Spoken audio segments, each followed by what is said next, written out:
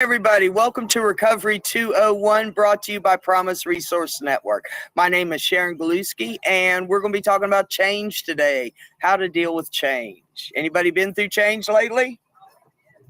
Absolutely, it happens, doesn't it? It does happen. Anybody want to, nice and loud, share something that's changed in their world lately? There you go. Yes, sir. Change is what's happened to my group home is new hired staff that work part-time, and I deal with change like that is accepting them to walk into our home and to take care of us, like fix us dinner, breakfast, lunch. So even even with our hires at the group home, they'll fix us the meals and stuff. Mm-hmm. That's hard when staff changes, though, isn't it? Yeah. And there's a lot of that in the system. And I truly special person to work. It doesn't. It takes a compassionate person. That's all it takes, right? And I do honestly believe that people change, staff changes, not because of the people we serve, but the bureaucracy that we're entangled in, right? And that people just get tired of it, of the fight of helping people. So that change happens a lot in staff. And that's hard to get used to, isn't it? We get attacked, we get that trust with people, and all of a sudden they're gone. And that change is so hard. Change that I'm starting. I know everybody knows my new job. I keep talking about, but that's a change from going from Food Lion to Publix, and I think that going to Publix is a better change for me rather than working in a grocery store like Food Lion. I don't hate it there, but yeah. We have these big life changes, though, don't we? Getting jobs, getting housing, moving into a new place, making new friends, right? All these big life changes could happen. Move to a different place. And when I am able, well, I'll give you some, and some of these I try to do myself, but it says change is inevitable, isn't it? The one constant thing is change. The definition of change is to modify, replace with something else. So it's a shift into a new life, isn't it? Anybody else have change in their life they want? Yes, nice and loud. I got a job at Taco Bell. Yeah, that's wonderful. I haven't started yet, and I'm really struggling mentally. And it happens every time I try to do something new. Yeah. It's like a pattern. My mental health systems get real severe. Yeah. The closer it gets to time to do something. And most of the time, I can't do things. Yeah. But this one, I'm trying really hard to work through it. And I keep finding some physical problems and some mental problems that are making it hard for me to follow through. But I've decided to push through it. Good. Absolutely. Even good change can screw us up, can't it? Yeah. I mean, it can. That pressure of something new, sabotage. To do things that set myself up for failure, even though I want this thing, something in me that, for me, I think it has to do with not feeling worthy of good things, right? So, but like you said, you're going to push through.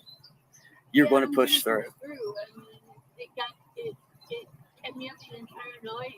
So the problems were so severe last night that I told my counselor that I was, go to the ER and get checked out. I'm not. I'm just pushing through it. Yeah. glad you're here today. I'm glad you're here. This topic is right on time, isn't it? It is. It is for me too. Yeah. Well, one of the things it says that we can do as a strategy for coping with change is to make a plan. Right? Now, some change comes on like, and there's really no time to make a plan. But there's other things we know that are coming. A new job, how do I prepare for that? Physically, mentally, emotionally, spiritually, to create that. You know, if I know that something probably will happen, I need to make a plan for it, right? My parents are getting older, right? They're not going to get younger. And I need to be prepared to help take care of them when it gets to that point.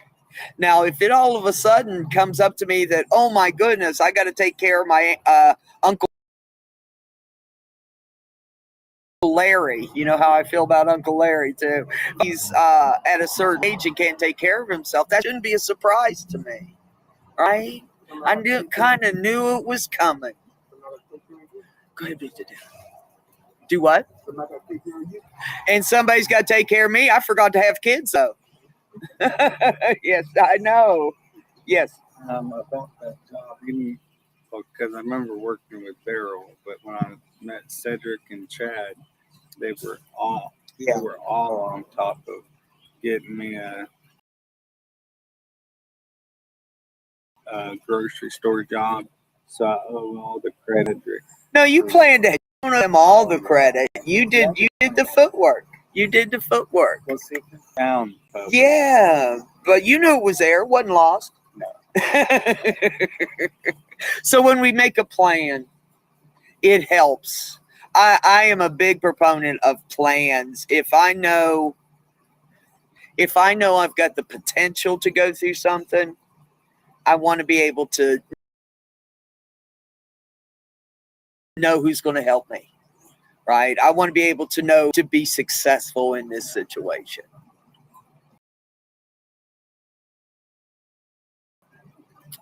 Oh my goodness, I ain't got it on chat. So planning ahead is critical when we know something has the potential to happen. Reframe our thinking is another one. We talk a lot about that, don't we? Trying to stay positive. It says figure out what's going on in your mind when you're feeling sad and break negative patterns. Once we become aware of negative thoughts, we're better equipped to shift them to emphasize the positive. For example, if I say I don't deserve this raise, but I can shift that, can't I, to something that lets me know that I'm more worthy, something that lets me know that this is okay.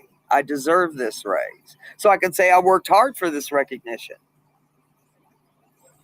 Right? I did good. So how can we use positive thinking to deal with change? Hanging around positive people is a really good one.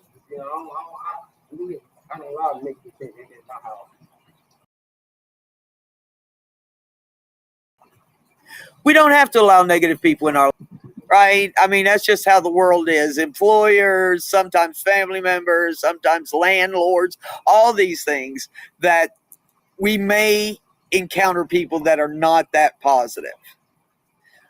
But if I make a plan, right? I want to surround myself with people that can help me get through change, especially people that have been through big change in their lives. It helps me understand the way to do it. We talk a lot about what to do, don't we? What's going on, what my plan is, da da da da da. But sometimes we don't talk about how to do it.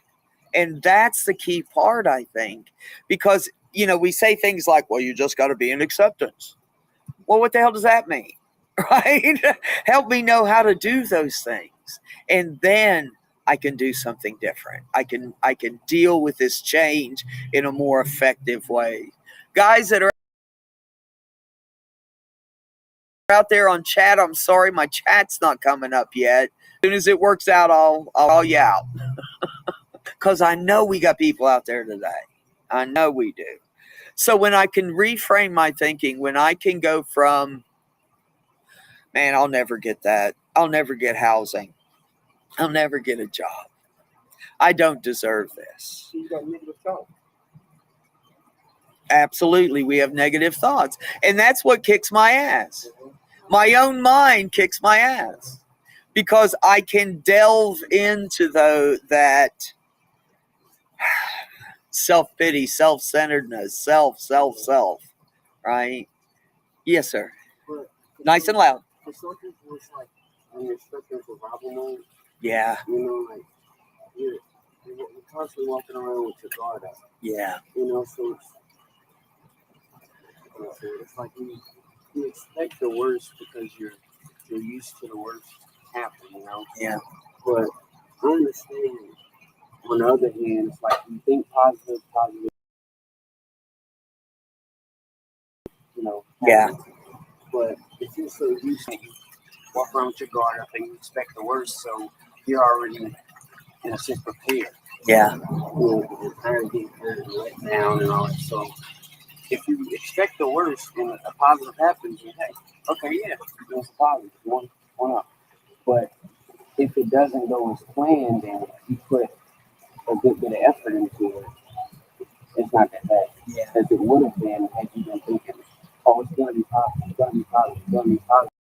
And then you're putting your own into it like you're going 100%. You know, it's not that. Mm-hmm. That's a really good point. We've got to be prepared for disappointment too. Right. So it's kind of like 50-50. Yeah, yeah. If I'm used to crap, I expect it. Right. If I'm used to difficulty, yeah, that makes a lot of good sense. Thank you for sharing that. And it is hard to stay positive when there are so many things going on in our lives, when there is so much change. It's hard to stay. Yes, sir. That's why you're by myself. That's why you're by yourself. There you go. Myself. You're with me. You don't I'm me and you. That's it. That's it. For the last 6 years. And see, guess what happened? Now, other day I wrecked my motorcycle, right? Oh, Yeah. This dude hit me. Kept on going. I tried to run him down, but I couldn't get him. yeah. I just said, thank God I'm alive. And went on back down the map, dude. Yeah. I heard it for a couple days. Well, that's a big change, isn't it? Being in a wreck can shift body, mind, and spirit. Yeah. It really can. Plus, the feelings about that person that ran into you, right? So, yeah, that change is hard to reframe, isn't it? What good came out of this? And you said it. At least I wasn't hurt as bad as I could have been, you know. And like Patrick was saying, when we get good, it's gravy, right? When we do get good, it's gravy. We got the icing on the cake, or the gravy on the cake, something. Do what? Yeah. Absolutely. Absolutely. The good and the bad go hand in hand, don't they? That's why we just. But you said it. When I speak, pause that to us, but that's not always reality, is it? Sometimes we've got to vent our frustrations about change. Yeah. And our fear about change. That's a big one for me because I don't know what's going to happen. You know, throw me off my game. Strive to maintain normalcy.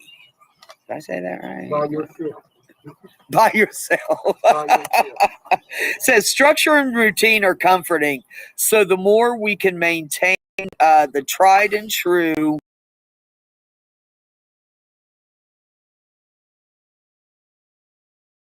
visit the same coffee shop or stick to your normal sleeping eating times. I want to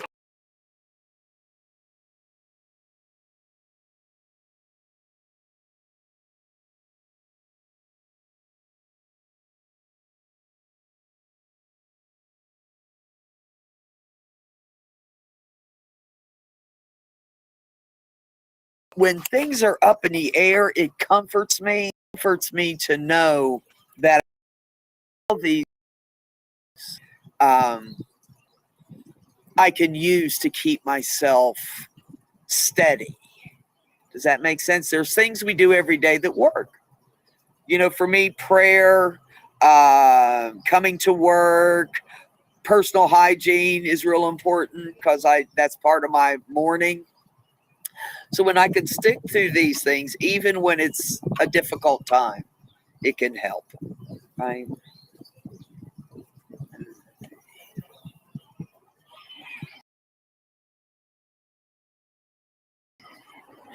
Does anybody have something they do that helps them stay connected to themselves and connected to their community? What do y'all do to prepare for the morning, to prepare for the day that works? I wake up and I pray first. Okay, you wake up and you pray first. Yeah. I always heard as soon as your feet hit the ground, right? Sometimes I got to start before then.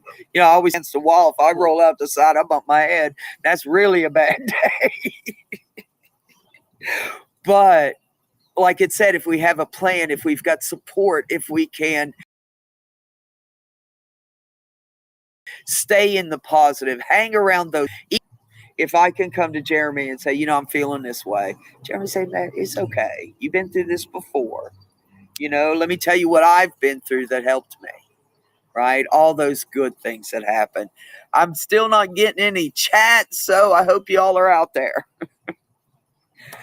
Create some comfort, right? Do some self-care. Incorporate stress relieving and enjoyable activities into your day. Listen to relaxing music, meditate, go to the gym, or take a warm bath. Doesn't matter what we do as long as it comforts us and it's healthy. Right? I don't want to do anything that is not going to work in the long run. Right? Before recovery, I found comfort in alcohol, but I've got to use something different today. That didn't work for me. So I want to find those activities. Okay, through this change. Right? Do those things that help me feel some comfort in my world, right? Well, I bought some comfort. Do what? I bought some comfort. Goldfish. Goldfish. I bought 2 of them. Nice. Watching goldfish. Fish are very therapeutic, I think, just to watch the slowness. They want $400 for a dog. You do what? They want $400 for a dog. I get it at the pound? No, for you to keep it. Oh, yeah. So that was a change. You wanted something and it didn't happen. Right. Yeah, so that, Got goldfish. yep. Hang along. There you go. You got your fish. Good job. So I want to do these things like watching fish, like meditation, like doing the things that help me to feel better. Because it comforts me through change. It makes me feel better. And if I can do things that make me feel better, this stress is not as intense. All right.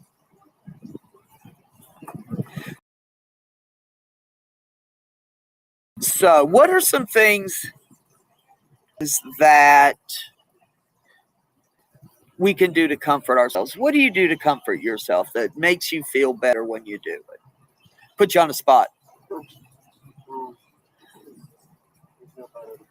Help out other people. That's a big one, isn't it? Helping others can get me out of my own head. And that's, go ahead. That's where my problems with change happen in my head, that fear. Doing something for somebody, making them smile. I like that. I like that a lot. It does help me too. Yeah. It's one of the greatest feelings in the world when you can step back and say, wow, I went through that and I helped somebody else get through it with a little less pain. Right? So that's cool. What else do we do to comfort ourselves? I got the homeless. You do what? I feed the homeless. You feed the homeless. Nice. People experiencing homelessness have a lot of needs. Yeah. And helping someone get food is a really big thing. Absolutely. Thank you, Mr. James. Big help to our community. Nice. And we do these things to help.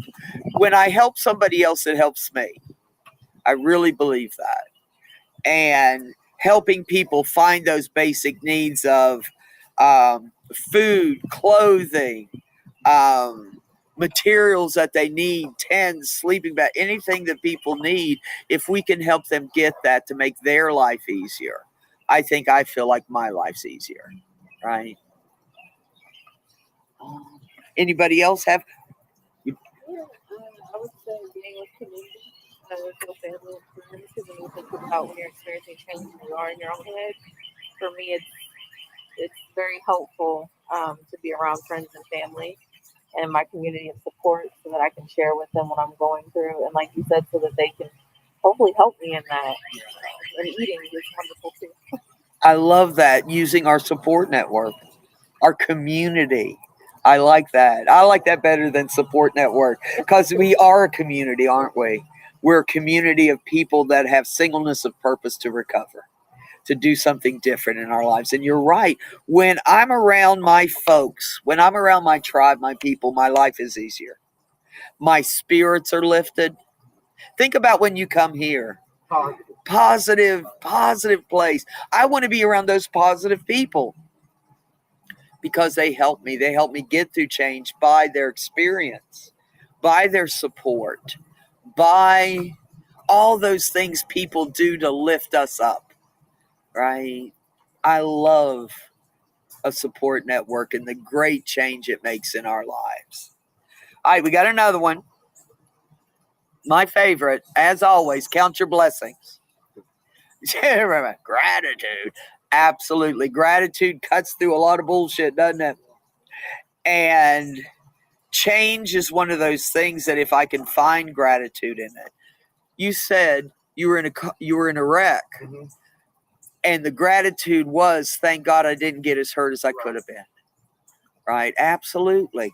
If I can find some of the blessings in my life, I'm more able to deal with change because I'm in a better frame of mind. What's happening? Okay. It says, whether you just received difficult diagnosis or you're about to start a new job, counting your blessings in a gratitude journal or sharing the top 3 highlights of your day with family or friends can go a long way towards making us feel less depleted. Even during difficult times, things like noticing a starry sky or a beautiful sunset or watching a colorful butterfly can act almost like a reset button in our mind. I like that. Reset. Right? Unplug for a second. Plug back in. And counting our blessings, I think counting my blessings is one of the biggest tools I've got that I forget to use. Right? So when I remember this,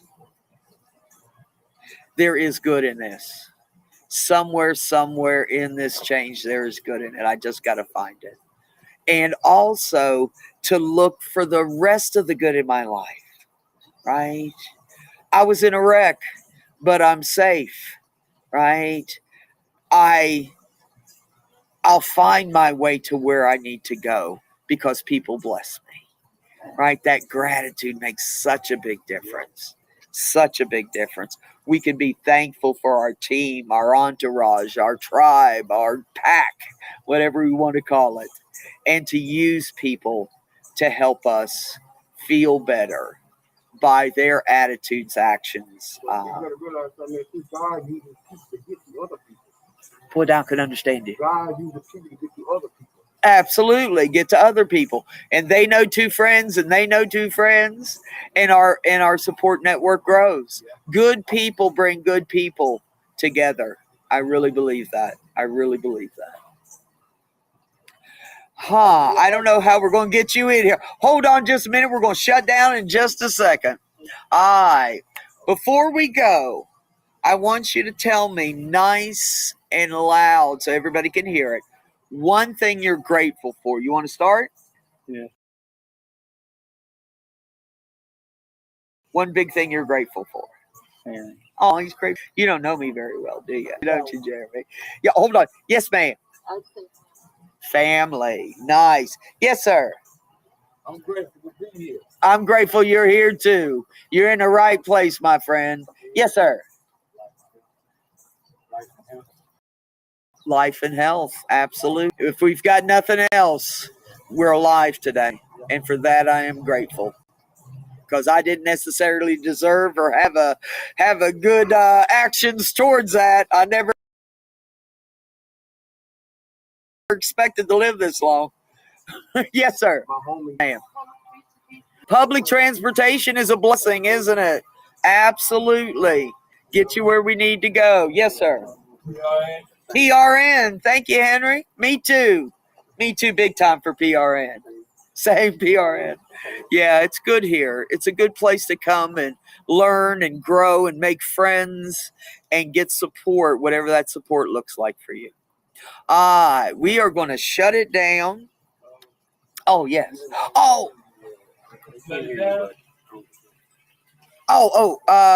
For those of you out there on chat, thank you so much. I'm sorry I couldn't get to you today.